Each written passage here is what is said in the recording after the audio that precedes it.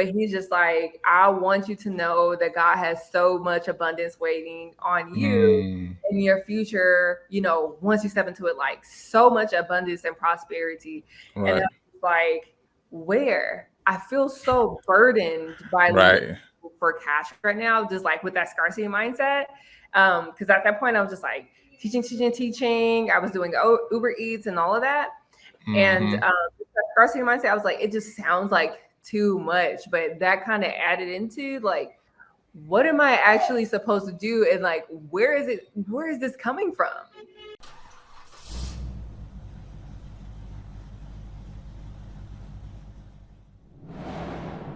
All right, you're now on again with Lionel Mosby Jr., the Lion and the Lambo podcast. Of course, you can find us streaming on every streaming platform. And of course, you want the visual experience, you can catch us on over on YouTube.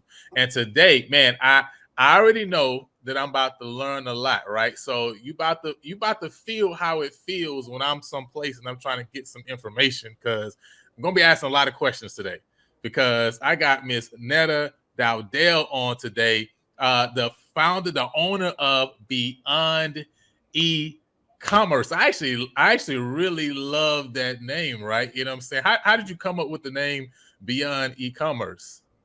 Yeah, so in being a product-based business, most of the time, people are talking about their product and what their product does for people.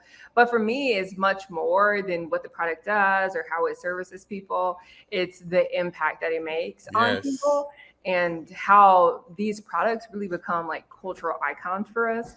So I see a lot of that in people who are pursuing products in my generation. So I want to be a part of that also.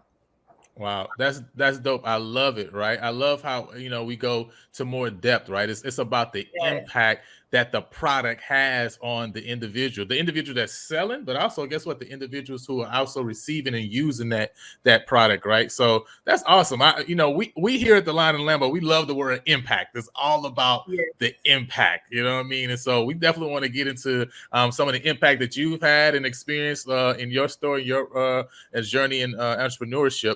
But one question we always ask every guest as they come on, as we jump Mhm. on the podcast is, what is, if you just have to say, okay, this is my greatest or my biggest win as an entrepreneur to date, what would you say has been that greatest win for you so far? Yeah, so my biggest accomplishment at this point is being able to spend 2 months in Costa Rica with my family. Mm, We really don't travel a lot, and we really had to reflect on our life and what we've done so far. And it's really been really conservative, playing it safe, kind of, holding ourselves back in order that others feel comfortable. But after we sold our house, we were like, let's go. We felt like God was calling us to Costa Rica. We went to Costa Rica and we got a lot of healing, but we mm, did so without all of the guilt that comes with being able to afford something that people in your family never would have thought about. mm-hmm. And just that experience and just learning how to heal, how to be humble, how to think about you growing also helps other people grow. That is what really helped us change that perspective. And then ever since then, we've just been looking for ways to impact more.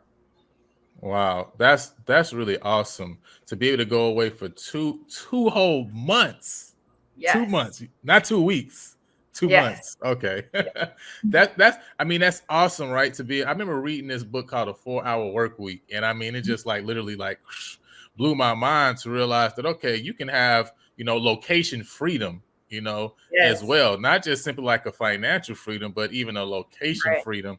And that's like an example of that, to be able to go away with your family, like you say, to be able to get healing. And it's like you wouldn't have had that ability, that opportunity, if you hadn't already built this business that be able to allow you to even take that too much, right? And it Exactly. shows how important it is for us to build what we are working on, because that healing that you and your family just received was made Right. possible because of the work that you guys have put in leading up to this point. You know what I mean? Yeah. So It's really hard to think of that way because when you go through so many droughts and then like you have a spontaneous or what you think is spontaneous, a moment of like abundance and prosperity, and Mm, the physical ramification of that is just kind of like, wow, God. mm, But we got to a point being teachers where it's like, all right, God, I've tried to do what I thought was right in that moment,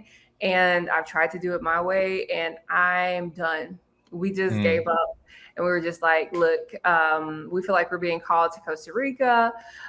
We're going to do it. We're going to go with faith and mm. all of that. And really, it was just eye-opening for us for like what faith can do for you, Right. opposed to what you felt like was the best thing to do, or be a part of the community. Just follow God's lead, and He'll use you wherever.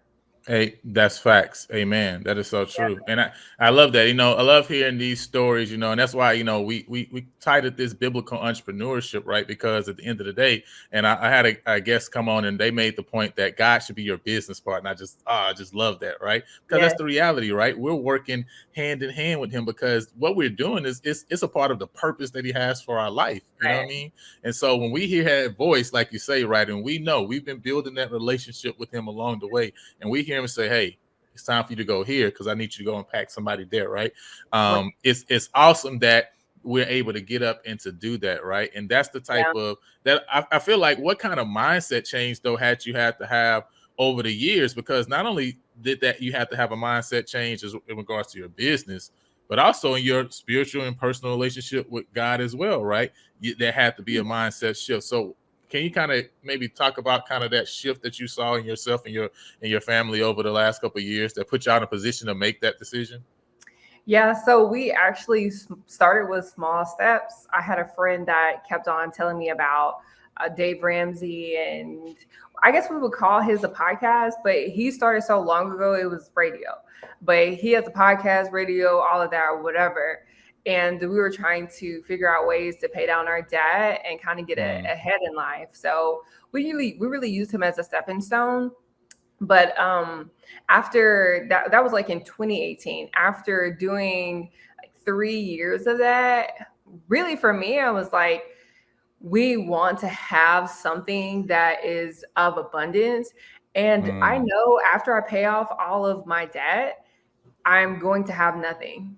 And mm, I don't think God will put all of this in me for me to have a deposit of nothing. It just doesn't add up mm. for me. So once we had done about, I say about 2 years, because we started the business in 2020. Okay. So after we had done that, then we were able to like really start thinking about compounding our money and knocking out debt that way. So with that mentality change, it's really just been plugging into the morning meetup, plugging into a community that people are doing something similar in, and reading and letting the word of God like really manifest in your life. Like, Amen. remember when this happened? Yeah, that's a little similar to what the author is explaining. So take this, how you need to take it, and immediately apply. Right. Um, so once I started to do that in like 2020, 2021, it's just been really clarifying, and I'm grateful for the perspective that has developed. So Right. even outside of the mindset and all that development, I'm really grateful for the clarity that comes when something happens. And Yeah. that spirit of discernment is like, hey, you actually don't even have to reflect on this moment. Let's see what this feels like now. So I'm so thankful for that. That's awesome, man. It actually reminds me. So me and my family we're going through First Samuel, right now for our devotions, and we was reading the story of David, right, and Goliath. And one of the points that came out was the fact that when David was actually going to face Goliath, he Hmm. he brought up the fact that, well, God was with me with the bear, God was with me with the lion, right? He had these previous experiences, right? Like we say, right, these small stepping stone experiences with God. I mean, we'll say it's a lion and a bear, right? But calm down, it wasn't Goliath, okay? Catch my Yeah. point, right? But he had these experiences with God, and he also had the experiences. Guess what? The brothers wasn't around when he had those experiences. His Right. dad wasn't around him. He was taking care of that business by himself. That was that personal experience with God. So now in the crowd, right, with Goliath, now he has confidence to take care of this gargantuan task, right? Whatever that he's placed, right? And that's the same with Right. our experiences with our life, with our businesses, right? Those stepping stones are so important, right? And we don't need to neglect them, right? Or kind of downplay them. And I know a lot of entrepreneurs, as we're on our journey, we can do that sometimes because we don't realize that, man, when we look back, when we get a chance to look back, we'll see like, wow, all of these things were for a purpose, for a reason, to bring us to Right. a point we are now. You know what I mean? Right. Because I've seen, look, I know, right, based on what you shared, right, on some of your social channels, right, y'all have not only paid off six figures in debt, right, but also have made six figures, right? You know what I'm Yeah. saying? Yeah.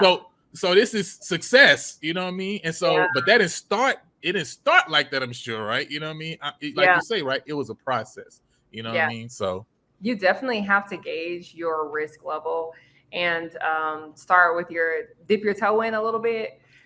So in doing that, and once you get more comfortable with the information, then you're able to do with it what you will. So I'm mm, excited on everyone's journey. It is scary stepping out and being like, hey, I know I have to put, so and so into the business and I feel like I'm without, but I can tell you, even with all of the money that we invested and that we got back and such and so forth, God has always provided. There has never been a moment that I have been without. So as long as right. I'm walking in his grace, I'm learning that it is already so. I'm not going to worry. I'm not going to stress about it. He has Mm, not left me by the wayside. So those stepping stones that you're talking about, even throughout my life, when I was, my mom is a single parent, things of that sort, I said, so many people in that situation was left by the wayside. But it's a stepping stone in my faith also, because I'm like, I've already seen the bottom. So I already know what that looks like and I mm, already know how God provided. So I'm not fearful of none of wow. that. Wow, that's true. That makes perfect sense, right? So I want to kind of go back now, right? Kind of Mhm. go back a little bit earlier, right? Because like you said, right, you were a teacher Yeah. before. What you said, you came up in a single parent household, right? What was your view of money and finances, kind of growing up, right, in your early life? Yeah. So one of the interesting things was I went to a private school. So I went to a private school, middle school, and then I went to a private school in high school also. Okay. But my senior year, I did not go to a private school because we couldn't afford it any longer. Mm, So senior year was like my only year of secondary school that I went to a public school.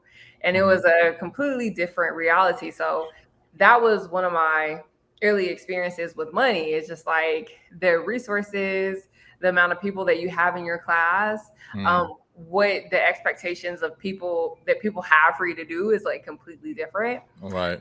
But aside from that, just in my day-to-day life, like I said, I was with my mom is a single parent, but there was six of us total, and I was the second. Mm, So we all had different experiences with money, but the way I knew that I would be okay, or the way I felt financially secure, is if I had like just a couple dollars to be able to go to like the convenience store and buy like some chips or like a burrito or whatever.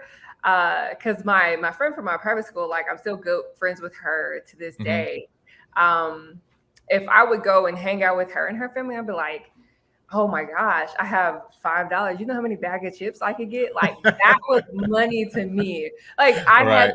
everything. Like, oh, you got $20? Oh, yeah, I could buy, 10 bags of hot chips. I'll probably give you a little soda, a little Skittles or whatever. But Right. really funny when becoming a teacher, because you're like, that's the same thing your kids do. If you are like, a reward for y'all today is a meal, where would you like to eat? They're Right. probably gonna say, give me some hot chips, get me some McDonald's, because I don't want to eat anything that I never tasted before. I can't take Right. the risk. It's too risky. So that was money for me. That was commodity for me. Was pretty much just food. If I Mm. could get the food, that's something that I could understand. That's something that I knew that I needed, and that was my view of money. I got you. Okay. And so over the years, right now you going into teaching, what led you to go in that direction to go teach? Was there something that, you had a passion for teaching, had a passion for kids?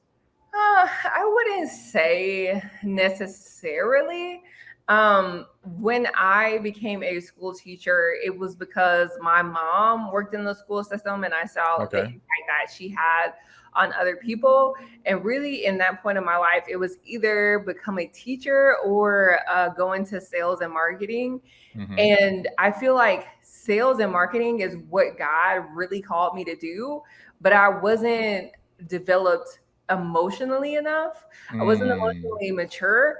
And I was just like, any form of confrontation, like, I've mm. always been good at school. Like, that's never been an issue for me. I understand things easily. I've been Wow. at school for 12 years. Like, come on now, golden star.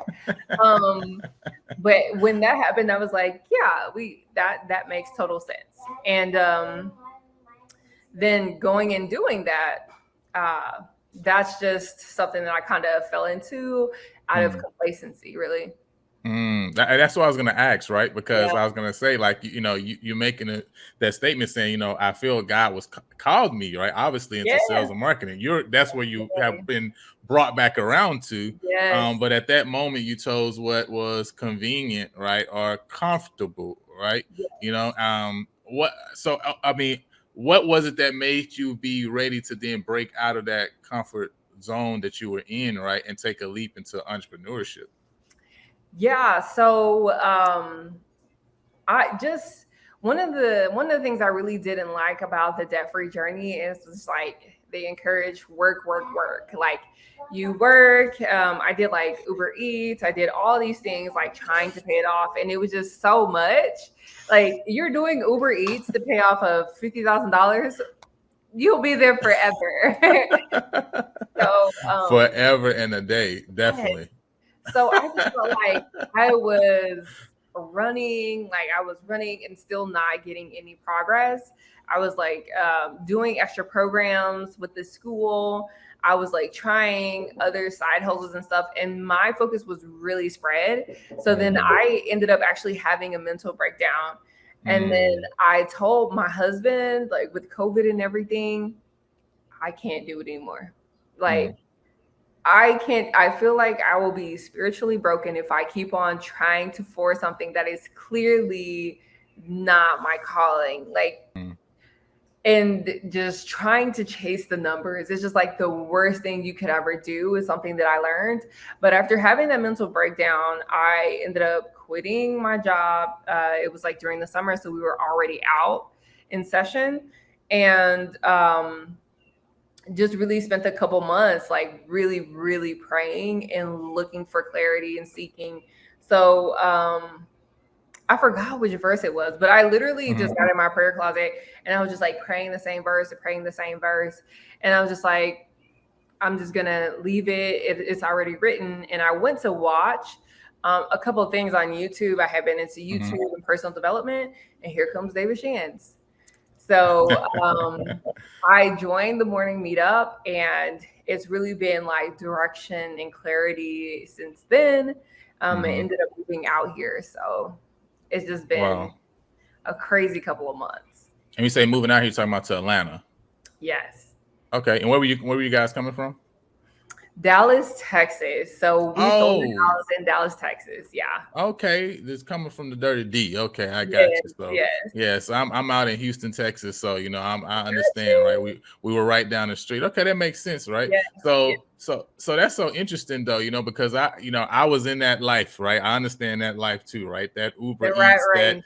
Uber, that Yes. Lyft life, that Oh my I was God. substitute teaching. I mean, oh my goodness, just It doesn't doing feel right in your everything. soul. Like it just, you can. The creator did not design for you to be running in circles. Yes, yes. But the thing that you said resonated so much with me was because you know what, it was operating from a place of lack because my mindset, I remember during that time, right? My focus was only on thinking, okay, the next dollar, right? I Yeah. was only thinking about the next dollar. And when I actually had to make my transition to say, okay, I'm gonna go into full time putting my energy and focus on, my real estate, career, right? I had to say, okay, I'm almost like gonna overlook the next dollar needed because I have to stay consistent based on Yeah. the fact that what was to come, right? Yeah. But if I only focused on the next dollar, I would never be able to get to the point where I'm out of that world. You know what I mean? And I think that's such a hard thing for people to do. You know what I mean? You That's such a know, you know what that reminds me of? Mhm. Kirk Franklin's song "Before I Die," and one Mm. of the last things he says on that track is, "Right before I live, I have to die." And the Mm. thing that I love, love, love about gospel songs is just like, no matter how many times you listen to it, it's like different things come out because not only Yeah. are they, praising Yahweh, but they are also talking about scriptures that have so many layers Right. to it. And it really didn't hit until then. Like, I feel like Mm. all of the desires that I thought was going to make me or I was going to be happy with had to die. Like, I had to let them go. And that included me warring with myself, having Mm. like a Yeah. mental breakdown and being like, you got to let it go. Mm. You just have, like, there is no way these two sides can survive. So Right. I've been in this space of embracing, really. Yeah.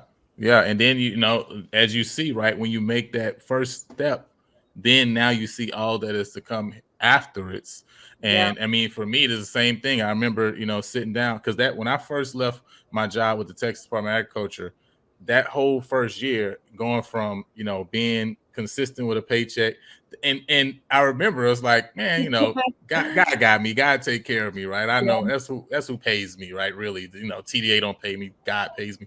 But when I left, I realized like I didn't really believe God paid me because that was like Yes. so much Yeah. anxiety for Fourth and like back, fourth and a back. year long. Literally, I tell everybody, I woke up and went to sleep thinking about how do I make some money.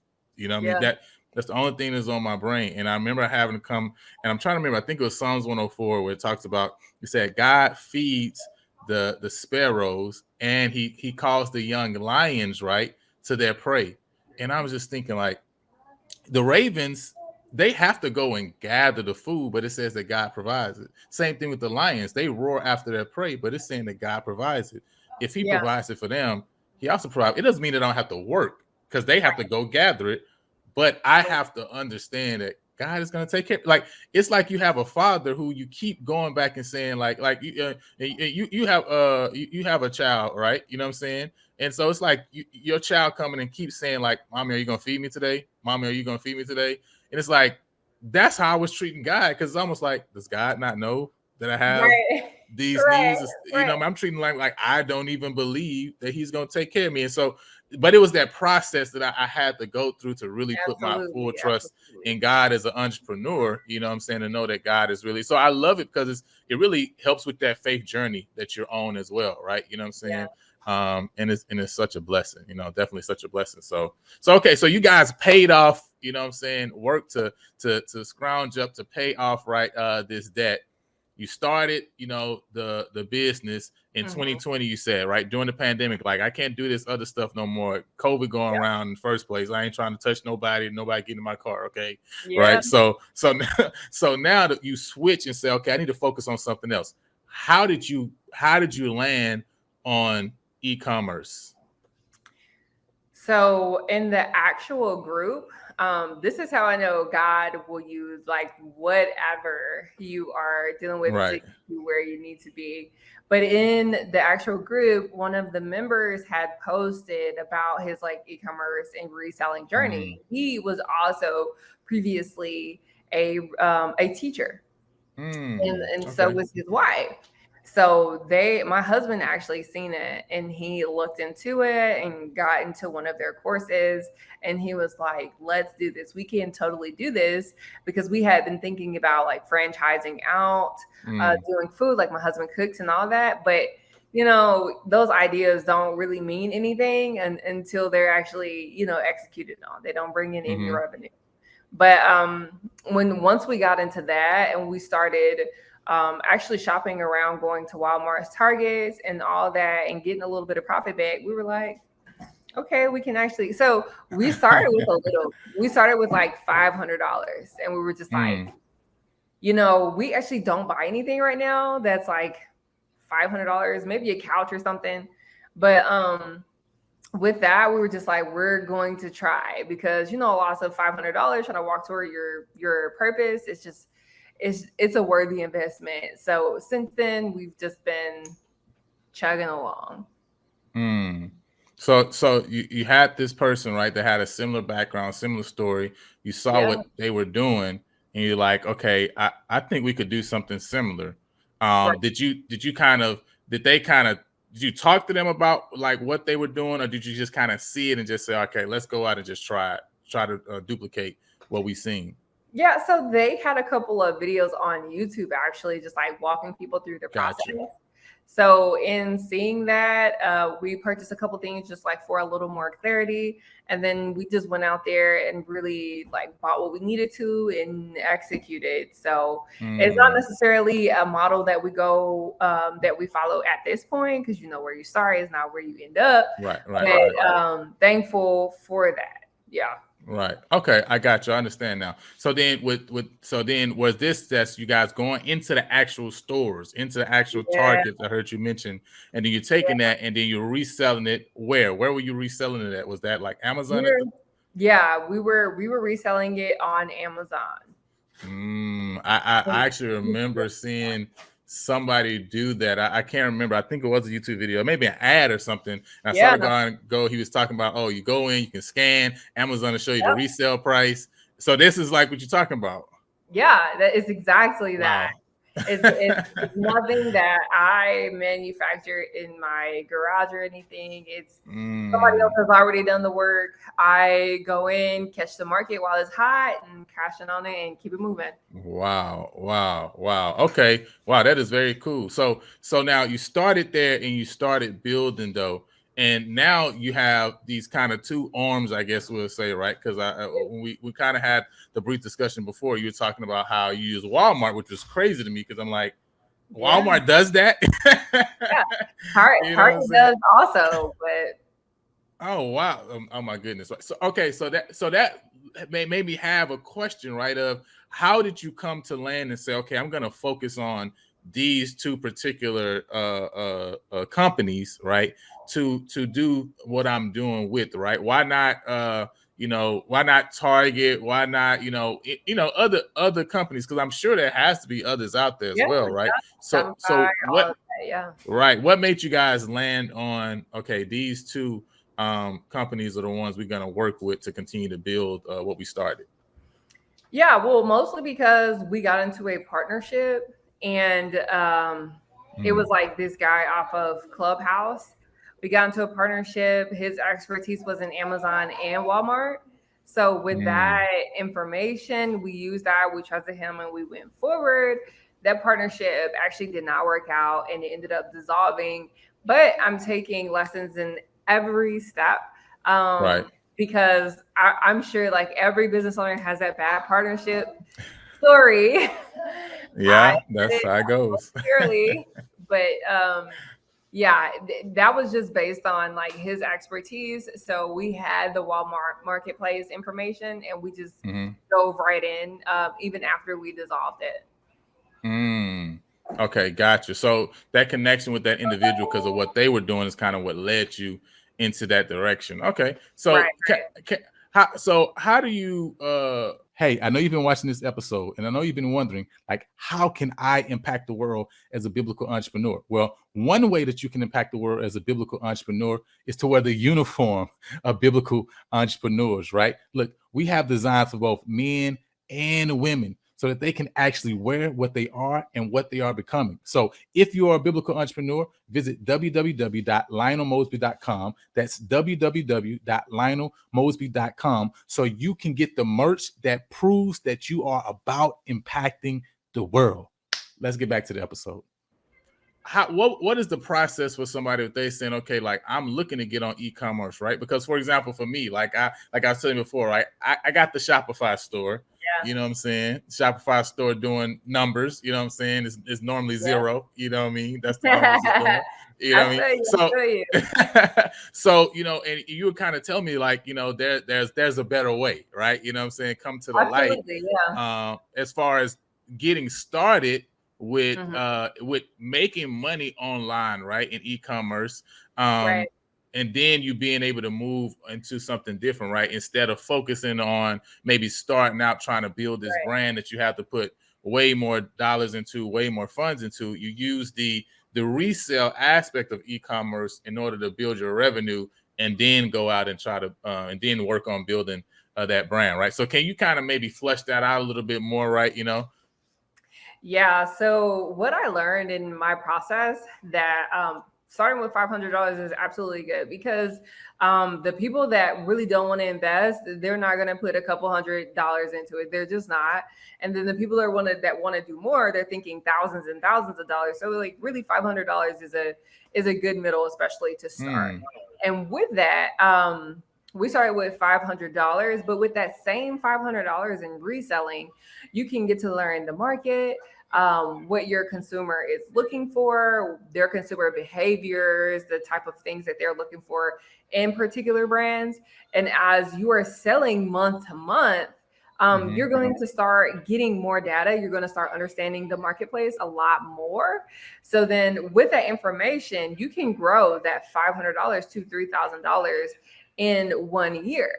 Once you have that information, that data, well, then you can use that $3,000 that you've compounded from reselling, and you can start your white label, and it's way less pressure than being like, oh my God, I have to start with $1,000. No, start with a couple hundred. And now you have experience and you can actually put it on Amazon. It doesn't have to be on mm, Shopify.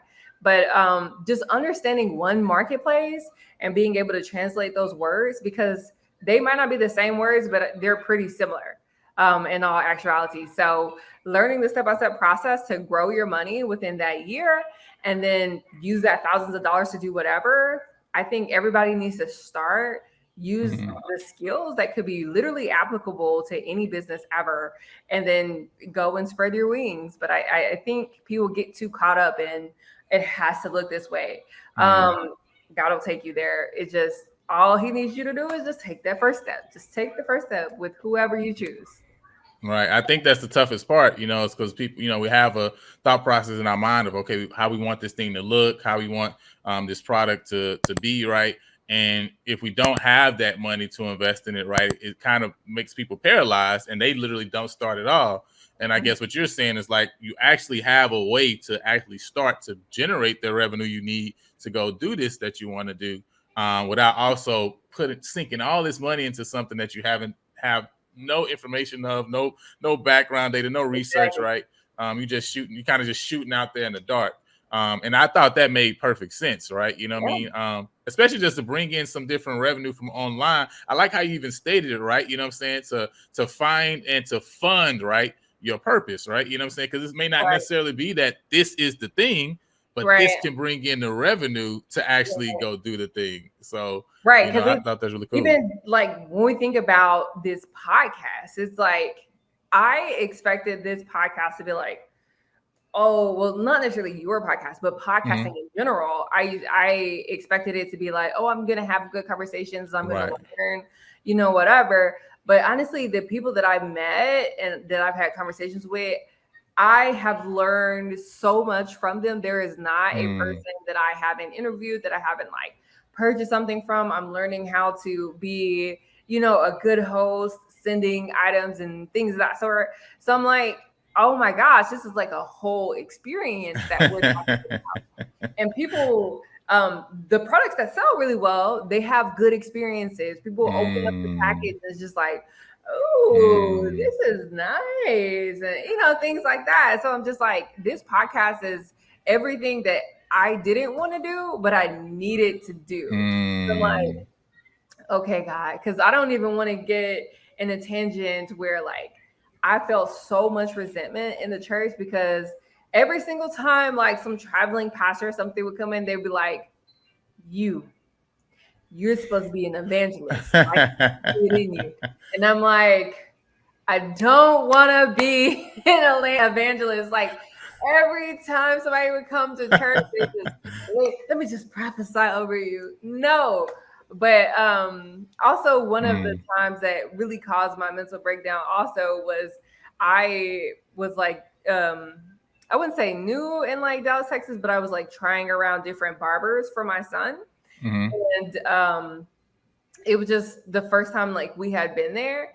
And this guy comes in, and apparently they all go to the same church. And this guy comes and prophesies over me. And he's just like, I don't know you from Sam. I've never met you before. And I'm like, yeah, I've never been to this barbershop before. But he's just like, I want you to know that God has so much abundance waiting on you in your future. You know, once you step into it, like so much abundance and prosperity. Right. And I was like, where? I feel so burdened by for cash right now, just like with that scarcity mindset. Because at that point, I was just like, teaching. I was doing Uber Eats and all of that. And scarcity mindset, I was like, it just sounds like too much. But that kind of added into like, what am I actually supposed to do? And like, where is this coming from? Like, I'm the same person. I felt like I had all I was supposed to have or could have at that point in my life. That's awesome. I mean, that's a good point, right? Because you know, it shows that experience, because I know other people are in that place, right? In that position, you know, even right now, are thinking like, how, right? You know, but I love the story of Moses. Like, you know, for me, every time I hear business principles, I hear biblical, like the scriptures just start popping off the page, right? For me, you know what I mean? Because I really see like that great business principles are just Bible principles, right? You know what I'm saying? Yeah, it's just life. It's just for life. It affects everything in life. And I think about the story of Moses, you know, and how the same thing God showed him to use in when he first told him, hey, go tell Pharaoh, let my people go, is the same thing he used for one of the biggest miracles that everybody talks about, whether you're a Christian or not, right? You know what I'm saying? Right. A part in the Red Sea. That same staff that he used with the sheep is the same staff that he used to lead the children of Israel out, right? And the reality is, and a lot of the stuff that when we really like break it all down, the same thing I never thought about that. You're gonna have to pause right there, because that was so profound. I've never thought about that. I don't know if you felt like you didn't heard it several times, but I have not heard that several times. So yeah. Praise God. I mean, praise God, right? You know what I'm saying? That, you know, I borrow everything from the Holy Spirit, so it doesn't matter, right? You know what I'm saying? But yeah, it was a blessing. You know, when God showed me that, it's like, wow, that's powerful, because guess what? We when we look at ourselves, we'll say like, what is my gift? What is my talent? I know you've heard people say this, right? What God want me to do? What's my purpose? Because we can't see it. Because the truth, a lot of the stuff that's easy to us, we don't even think is a talent or a gift. It's like, oh, but that's just natural. Yeah, it is. Because that all the time. Exactly, right. But when you really start breaking it down, it's like you can really see remnants of that thing that was always there is the same thing that you're pulling on in that moment in time where you're doing that work God has for you. So it had never changed. It was always that same staff. You know what I'm saying? And I love it, right? Because we talk about business principles. People talk about, creating these streams of income and all these different things. Well, really, they're using that one thing and just creating off of that one thing, right? It's still that thing, though. The thing has never changed. It's still that. It's still that staff, right? You know what I mean? And so for all of us, you know, we all have to be encouraged, because that's what that entrepreneurship role goes like this sometimes. You know what I mean? We have to even remind ourselves, even in our successes. Definitely. We got to remind ourselves, even in the successes, that you're way farther than where you was 3 years ago, right? Like, calm down, you know. Like, calm down, you know what I'm saying? Like, you're right. I was driving Uber 2 years ago. I probably yes. Don't take me back. Let me absolutely. I was definitely DoorDashing. I was definitely delivering pizza to like my student's house. Like, I definitely delivered food to one of my students, and I was like, hey, they're like, hey. I'm like, yeah, I'm out here. You did such a great job in class today. I was just like, I'm going to bring y'all some pizza. Let me bring you some extra food. Yes. That is interesting. That is pretty interesting. Very humbling, but I think about us putting ourselves in positions that God don't even desire for us to be in, but we're like chasing. What are you chasing? You're never, it's like this phantom. But yeah, it was definitely a humbling place that I was in. And it's just like, I feel like it was forced humbling. Like I was so used to dimming my light and just being like, oh, well, somebody probably has something better to say than you do, or they'll say it better. And, you kind of get in your head. Right. But when I'm sitting here, like, sharing with people what I have and just looking at how other people have impacted, like, he'll use you, and you don't have to manufacture where you feel like you should be, which is why we like sold our house. And we look at life completely differently now. We thought that we should have a house by now. We should have this, we should have that. But I'm like, not in the way that you're getting it. It shouldn't cause stress. It shouldn't cause you to feel like you need to be at a job 12 hours a day just to pay your mortgage, and then that's it to your dying day. That's facts. That's not how life should be lived, And so it's awesome though, because now you've gone through this process, and you're now actually reaching back out to teach people about this process too, right? Yeah. You have a e-commerce webinar that you do, right? That you share some of these different things with for people that are interested. Can you kind of tell us a little bit about that too as well? Yeah, so it doesn't start until April 1st, and I come onto my webinar April 1st, Friday at 7 o'clock. And I really give a step-by-step method. So help you walk through setting up the site, setting up your LLC. So your Dun & Bradstreet is reporting, starting with the Amazon, letting you know how to get started with those particular products. But one of the things that really hurt people when they're starting with Amazon is like, they feel like if they see something and they scan it, it should go in and it's going to automatically sell. That is false.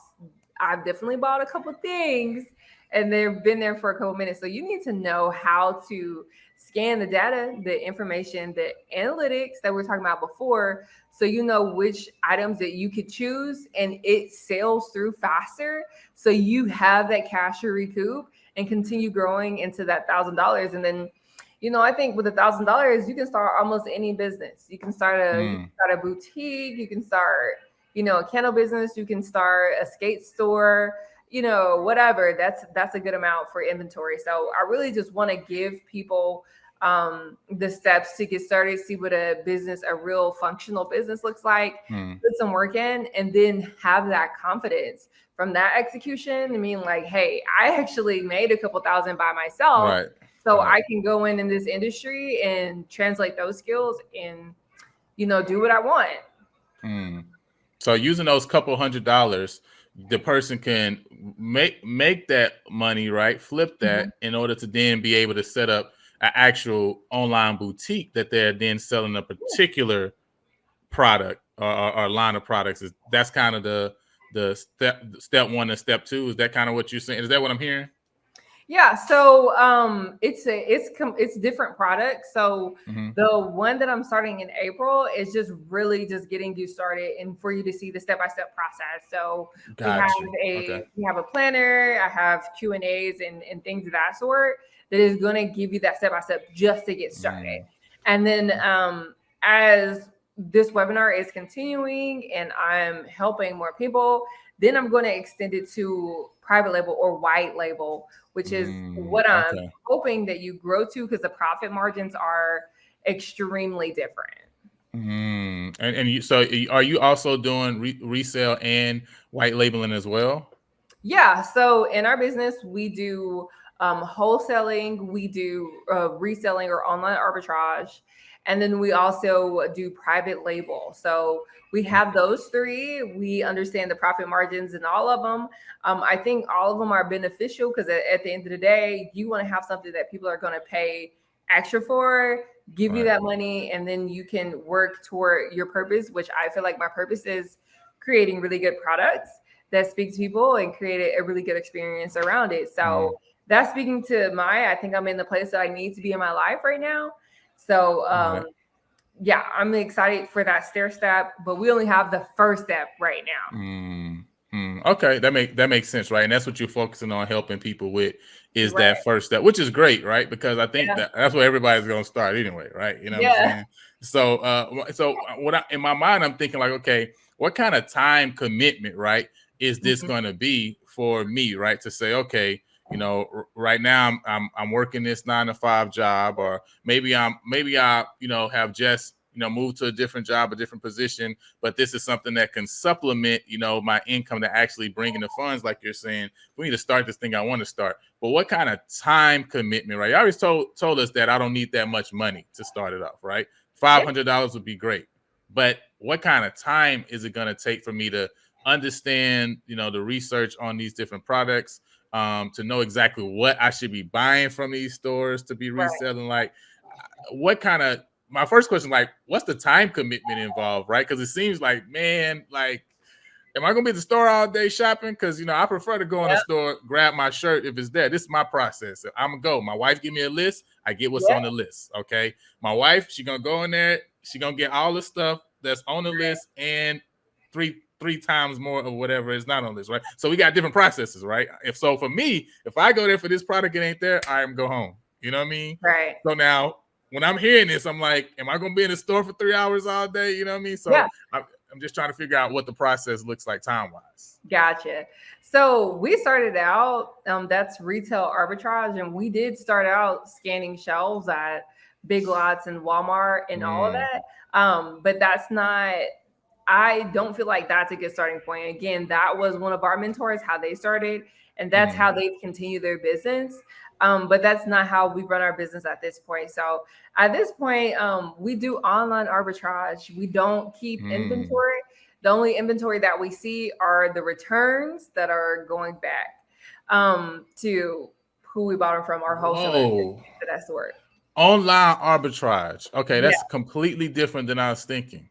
Yeah. So pardon me for that. We did start out scanning in person, but we do online arbitrage. So in online arbitrage, you can essentially do the same thing. You can scan everything in Walmart.com and try to find a profit from it.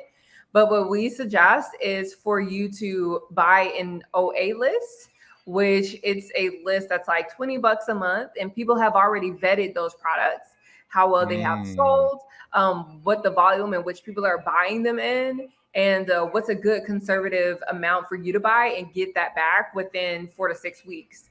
So that is the model that we have, which is like you don't have any inventory. It's like a hybrid of retail arbitrage and drop shipping, because you don't keep any of that, but it's all US based.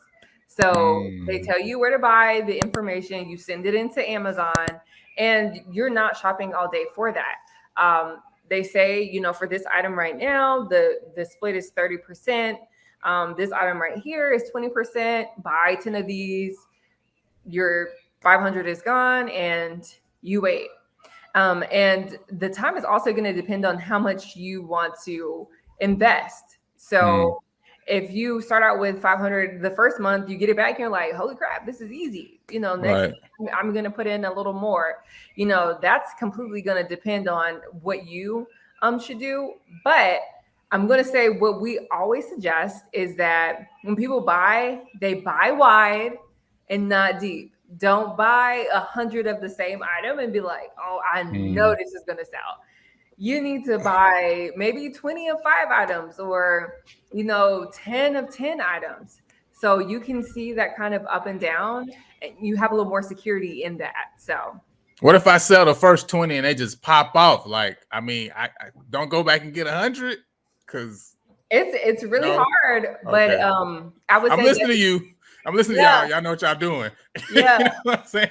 No, it's really hard. It is, but it really depends on what the graph is saying. So if you just happen to hop on an item and it's really hot selling because it's Halloween, and then you end up getting it, it takes a while to get to the warehouse, and by the time it gets there, then people are not celebrating Halloween anymore. Then you're stuck. So it's always important to read the graph and make sure you understand what is going on in the moment, what your customers are looking for, what the marketplace is actually asking for, before you're like, oh, that did good. Let me put a couple wow in there. No. Listen. Okay. Yeah. Look, we have lost money off of less success. Okay. You know what I'm saying? But so you got to be calm. It's like the stock market. I guess you got to calm down. Yeah. What they say when everyone is buying, because that's the other thing. Like when you're buying things, you have to realize that there's a buy box.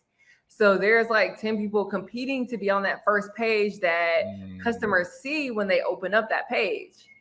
So the person that they see is more than likely the one they're going to buy from. You know, some people kind of do scan through different prices, but the person that is on that first page is actually going to get more of it. But if you go onto that list and you're like, okay, it's 20, I get 20% back. You know, I bought 100 of these. Let me see how many people are on the list. And you're like scanning, and you see that there's 100 people selling the same product. Do not do it. Don't do it. Right. You be on that listing for a whole year, and then your inventory been and expired. It's just so many variables. Got you. But so I'm understanding. So there is the actual retail arbitrage where you're actually going in the stores. That's one particular model. You actually scan based on, you know, Amazon or say Walmart, if you're in a different store, I guess, right? And you're scanning it to see if there's any percentage profit in there that you can use. You buy those products, but you're keeping that physical inventory and you physically got to ship that out. That's my understanding. In retail arbitrage, yes. Okay, in that, okay, but then the one you're talking about, gotcha, is online. So OA is online arbitrage, I guess. Is that what that means? It's only stores online, and then you send it off, and you get the profit from it. Wow. And so they hold it. So the people that put out the OA list, is that the one that actually holds the inventory, or is this like Amazon that's holding the inventory? No, this is like a third party seller. So the OA list is just like a list of products, and it gives you like the margins and everything. And this is just something that a third party seller has done. They have VAs. You might not be able to afford a VA at that time. So they have people that manually source literally the internet for particular products, see that they're really low, and is like, hey, this distributor that no one knows about, that's not ranking on Google or anything, is selling this really well. So you can actually go in there and get those products and send it in. So we don't send it in straight to Amazon. We send it to what's called a prepper or a prep center. And they get all the products, they package it properly, and then send it to Amazon. Okay. So you're either packaging it with retail arbitrage, or someone else is packaging it for the prep center. Got you. Okay. So I understand. So there's a couple layers then with the online. There's the OA company, it's a third party company that's sourcing just people all over, distributors all over, right? To find margins. They create a list, then you purchase from that company though, right? From that distributor. Okay, and you go send that to the prepper. The prepper sends it to Amazon, and then it's on they have it basically in stock on the site, and then they send it out. Gotcha. Okay. And there's other ways to do it, because even if you have, even if you do online arbitrage, you could also get it shipped to your house, and you can prepare it properly. So look, you pay for it. You want to pay for it at the profits on the prep center, or you want to pay for it, or you want to pay yourself essentially. That's a good point. It depends. It depends on, I guess, your situation, right? You know what I'm saying? You know, because I think that was the benefit of me doing the drop shipping with the shirts and stuff, was because I don't have to package them and send them off, and that's even though the margin is a little bit smaller. You know, my thought process, well, there's a lot of work that I won't have to do, so I can still focus on the main thing I'm doing here now. But like you said, you know, it depends on your situation, right? If you have the time to put that in, right? Even versus the rental versus the online, right? You know what I'm saying? Like it depends on so many variables, like you say, as far as which one will work better for you. But the fact that there's profit there is the most important thing, right? You know what I'm saying? Yeah, and just amp up your volume. That's my response, because it's going to be less. You're going to pay less per item to the prepper, for the amount of inventory you have. So if you have thousands of units, like that's going to be way cheaper. So I'm just like, just got to find a way to scale it. I would rather pay someone else. We tried, or we actually did do it for a couple of months. We had all that inventory. We had all the tape and the boxes and all that. It's an absolute madness. It's a headache. Oh my gosh, my garage, like it was, it could be snowing outside and my car would be outside and the whole garage would be filled with boxes. Like, it's too much stress for me. Oh man, that's hilarious. Like, that's a good point, right? Maybe early on, it's like, all right, let me knock this out, right? But once you grow, you start to scale, and then it say, well, you need hands on deck, right, to do that. And so, paying somebody may be better. But you, like you say, right, for those who are listening, who are interested, you got to consider your situation, consider where you're at. The most important thing to know, though, is that you can make money, right, that you can then use to turn around to do that thing, right, that you specifically want to do. And that's the thing that we love about it, right? It's a low barrier entry, right? And that return can come in. Now, you were saying they show the margins on there and it could be 20 or 30% you're talking about. Now, are you talking about, say, you put 500 in and it's basically the chance to get 20% on top of your 500 that you put in? Is that kind of what you're meaning by that? No. So what I advise is that you at least get 20% from the sale of the item, but it's not 20% on top of the 500. It's 20% per item. So I guess the average would be 20% on top of the 500. But there are fees and things that come out of that. So you actually want to shoot for like between 25 and 30% per item, because Amazon is still going to take their cut. So just to build that in, and then with you being in the prep center and all that, it's just like you don't want to invest $20 into an item to get $1 back. It's just like you have to be aware of those type of spreads and what exactly you want to end up getting back, because Amazon is going to get their money first, no matter what. So you got to be aware of what that dollar amount is. So when you get that list and they're telling you 20%, then you make sure that you put in Amazon's fees and what that dollar amount is actually going to be. And I have a template like that literally does all of that for you. So that's one of the things that really got me stopped, because I was like, wait, I bought these items and they said that they were like 20, 30%, but I'm not seeing that. You need to know and have a systematic way to be like, okay, these are the fees that actually came out, and that's where the money is. That went to shipping, that went to prep, $1 here, $1 there, it all adds up.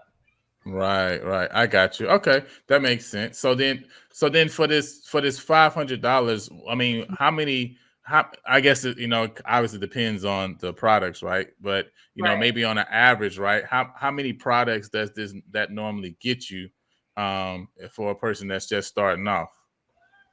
So I would say for items right now, I would say a good amount per item will probably be like $20. So $20 per item, what is that? Probably like 20, 25 units or something like that. So not very much at all. But even with that same information, I say go wide. So don't get 25, rain jackets. I was going to ask you that. Okay. Right. Don't get 25 of them. Then you might want to try different industries. You might want to try organic food. Is really good industry to sell in, because people pay more for organic, gluten-free, nut-free, whatever, whoever you're trying to free. But that, and then, different industries that sell really well. And then that you have a more cohesive understanding of the market. Like, maybe I don't want to try clothes. Like, we don't sell clothes because of the returns. It's just really icky for me to get a return from someone and trying to send it to someone else. It's just like really icky for me. So we don't do clothes. But you wouldn't know that until you sold in multiple industries and you look at the return rate and you look at the consumer behavior and all that, and you're just like, that's just too much for me. That makes sense. And that's why I guess where that research and that data goes in of actually kind of putting in that time and effort. So it seems like definitely, I get what you're saying right now. You're talking about really spanning out over that year timeline, because you really need to take that money, take that profit, right, and then go back and reinvest. So it's almost like a stock in a sense, right, to say, okay, I'm choosing to put this portion of money into this business to and take profit and continue to. Yeah. I'm never going to see it again. I'm just going to keep turning it around, reinvesting. So how many times, I guess, because you talk about how that could be, say, when you're going through this process, that could be 4 to 6 weeks before the funds come back, right, and everything sells off. So is this something that, as far as somebody that's starting new, that they're basically looking, you may be only a couple days each month that you're really spending then on this particular business as it builds and grows? Because once you send the product out, you got to wait until everything's selling and the money accumulate back in, it seems like, from my understanding, right? And that's what it seemed like right now. It doesn't seem like it's a big time, aspect. But yeah, because if you doing everything online and then you're basically putting the money there and just letting it recoup, right? You really don't have to necessarily sit there every day and watch it like you're day trading. Right. Oh yeah, no, not at all. So like that churn rate, 4 to 6 weeks, that's your entire inventory. And like, honestly, that's super, super conservative. That's conservative, because you get a payout every 2 weeks. So it's not like they're holding it until that 6. If you have a couple that sell and you get $100 back, and then you're able to go back into the O list and buy another product, you can do it like that also. So, yeah. So as it comes back, you reinvest it. You don't have to wait for that entire 500 or that 550 that you get from that proceed to come back. You do it step by step. And then before you know, you're like, oh, I have a couple thousand. But you don't realize that we are so trained to get this for $10 and go work here for $10 and go work here for $15. Right. As long as you have the proper tools, you can spend like 2 hours. You can probably spend 2 hours on Friday, 2 hours on Saturday, 4 hours max, with the systems and stuff that I give to you. And you're like, oh, this is thousands of dollars. Wait a minute, I've sold a couple of candles, so I kind of understand how much I need to go into the prep, my operating expenses into that, opposed to being like, I'm going to buy up all of this from Uline because I need some tier 1 credit. Like, it's just so many elements. But after you've done it, like, oh yeah, I remember this is how much I put toward it. So per item, I really, for that month, I really only need this much. So really like taking stock in that and being like, okay, this month, let me pace myself out. Let me write that down. Like, that's the exact reason why I have a planner to go with it. Cause I'm like, okay, yep, so that, let me go on to this one.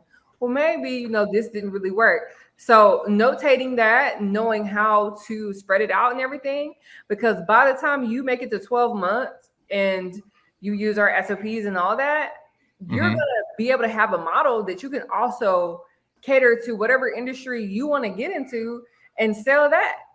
Right. I have these numbers. I did these for my candle company. This is what you need to do for 12 months. And then this is how I funded my actual white label. And then, I sold it on a Shopify or whatever, but I have a better understanding of what goes into it. That makes perfect sense. I like it. It's like a whole little strategic game plan to build it up. You know what I'm saying? Yeah. So you don't have to jump into the deep end. You don't. Yeah, that sounds great. So I like it. It's just what I think that everybody has to realize is just like everything else is patience, right? You know what I'm saying? Like patiently, really letting it grow, really letting it build, right? Because it like you're saying, it seems like it will build up if you just let it keep accumulating over time. So and if you need it, it's not an investment. If you need the money right now, it's not an investment. So based on this model, you really put the money into that business and you let it grow. Like, if you're taking it back out, you're starting back out at square one, you're going to be frustrated. Your business is going to be frustrated. It's just like there's no abundance coming out of it. So this is a pay into it and then let it grow model. Right. You gotta really put it in and like let it just keep accumulating and flip over. You know what I'm saying? But if you can do that, if you can be patient, right, in a year's time, right, you know what I'm saying, you really gonna see large, you're gonna see a large profit amount that start to build up and accumulate, as you continue to do it. When you guys were just focusing on that before you got into the white label, how big had you grown just the online arbitrage, I guess, side of the business, just to give people a kind of a frame of reference of where this can go to? Yeah, so we started out with $500.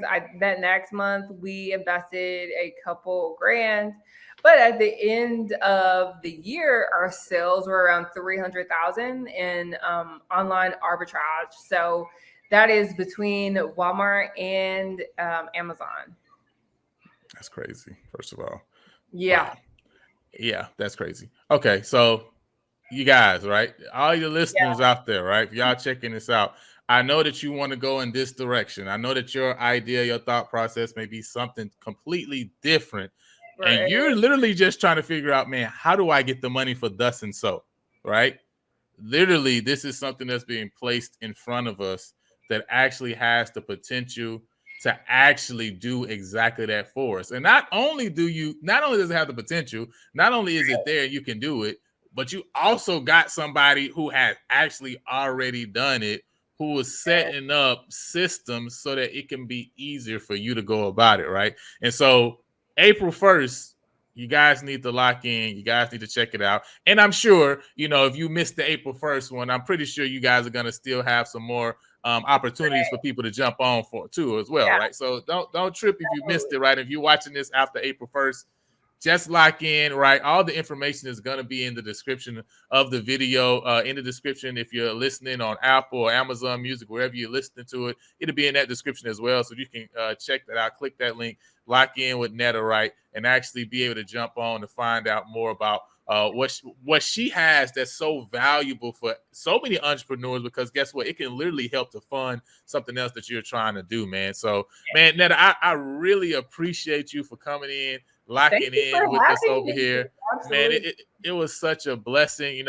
Before we close, I definitely, just have that's a little brief, commercial, right? But after it, man, I just want you to just close out, just maybe give some encouragement to somebody who was in the position that you were in back in 2020, right when you guys were about to jump out there and actually start this e-commerce business, right? You were obviously focused. You were obviously spinning the wheels, trying to get out of debt, right? Trying to find ways to make money.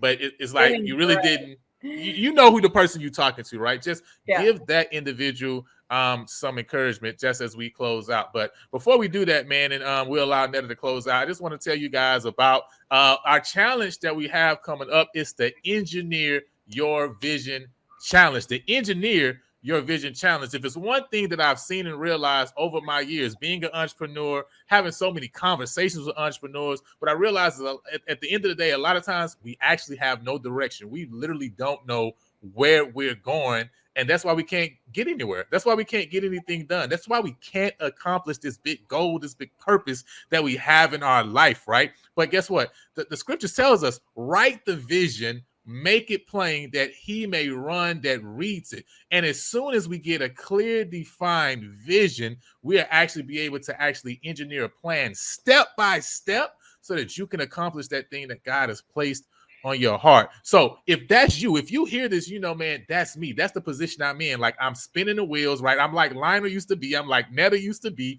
I'm just doing so many things, right? But I have no clear direction. Then look, connect with me right now, right? Go to engineeryourvisionchallenge.com. Engineeryourvisionchallenge.com. Sign up for the challenge, man. Lock in so that, man, we can help you to get on a clear path. Because after that, man, you're going to have clear direction, clear step-by-step process for you and what God desires for you to do in your business, man. So definitely check in, definitely lock in with us. And also as well, don't forget April 1st, right? You know what I mean? We're going to be locking in with Netta so we can get this information to start this online business. Because, look, I done put some money into some stocks before and I ain't got my money back, okay? So I'm like, I can sit $500 somewhere for a little second and let that mud grow, all right? You know what I mean? So, Absolutely. but Netta, man, close us out, man. Can you just give a word of encouragement to that individual who was in that position today that you were in 2 years ago? Yeah, so I want to say vision is really important. Make sure that you check out Lionel's challenge also, because that is going to guide your steps. But if you have steps into this space and you see us here, I'm Netta. I help you find and fund your purpose through reselling on Amazon and Walmart. You can find me at Beyond Ecom. That is 3 M's, ECOMMM. And I am Beyond Ecom everywhere. So your encouragement for today is that you don't necessarily need to see the staircase. You just need to see the first step. Take that first step and you will be where you need to go. Wow. Take that first step, you guys. Man, Netta, I really appreciate you. Thank you so much for jumping on with us. Thank you so much for your family for allowing me to borrow you for an hour, right, to have a conversation with you as well. We appreciate you and what you're doing, what God is doing in your life and in your business.